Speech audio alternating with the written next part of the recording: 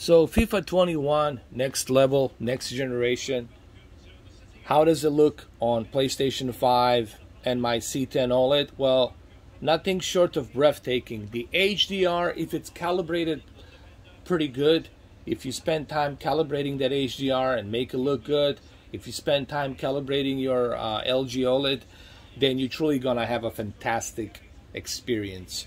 Why? Because this television utilizes the best of the best in terms of technology, processing, ultra high speed HDMI, 4 of them, instant game response, FreeSync, G-Sync, filmmaker mode, 13 millisecond response time, very low latency. I mean, the list goes on and on and on. It also has a Dolby Atmos built into it. And it's a pretty decently bright OLED. It's not the brightest OLED, but it's definitely bright. And your PlayStation 5 or your Series X will take a full advantage of what your console can do. Remember, in order for you to utilize that power and that juice and to take a full advantage of the visuals, you also gotta have a good receiver. In this case, a television is your receiver. So to reflect what your console can do, you also gotta have a good TV. And I can't emphasize enough how awesome the C10 really is. It's almost like it's designed perfectly for the next gen consoles. And it is designed for next gen consoles in mind, obviously. What's the quality like? I mean, nothing short of breathtaking. I mean, look at the stadium and the field and the detail on the field. It's truly remarkable.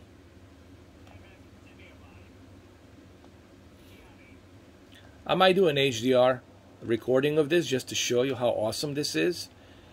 It's something you gotta see in person to truly understand.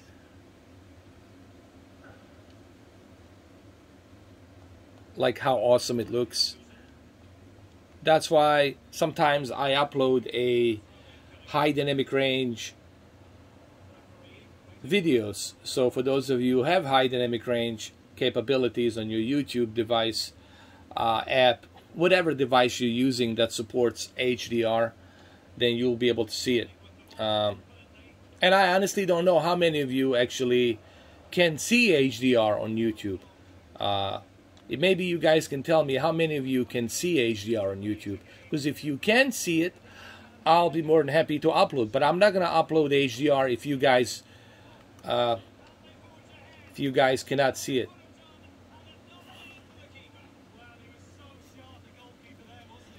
But I think this will give you some idea. This will give you some idea how awesome FIFA looks on PlayStation 5 and how realistic it looks.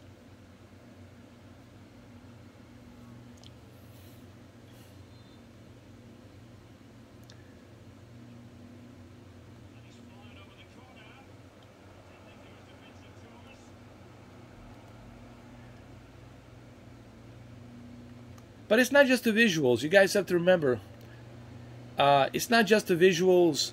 What makes PlayStation very unique, it's the both visuals.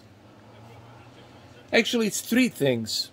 Visuals, experience with this controller, and the audio. So you're getting the visuals of the game, the feel of the game through a controller, and you're also getting the audio, because they have that 3D processing audio built into it to take the advantage of the these video games. And I just can't wait to see what they're gonna do next with these exclusive games coming out. This is my like 7th or 8th day with PlayStation 5, and I'm truly impressed. People ask me, is there anything negative that you can maybe find? The only negative, and I'll be honest here, the only negative I would say on the PS5 is I wish that it came with 2 terabytes hard drive. I mean, you can buy a 1 terabyte for $150 Samsung SSD. They have come down the price a little bit, but I would have gladly paid an extra for this console. Like, I would have paid, like, I wouldn't mind this being $600 if it was like 2 terabyte SSD. Why? Because, you know, 600 gigabytes is just not enough, honestly, for me personally, because I like to keep my games in there. It's just not enough for me to download all these games, to record the footage and all that. So that's like the only negative, that like it's the storage. That's the one thing that I think Sony has missed the spot. They should have implemented the 2 terabytes. Should have been minimum on these next gen, because they require so much space. And we wouldn't mind paying $600 if it did have 2 terabyte storage. So this way we don't have to go through all this external. You know, I'm not a fan of using USB 3C external SSD. You know, you don't know if that thing's gonna work properly, if it's gonna go bad, or if something's gonna happen, because these storage external SSD drives, you don't know.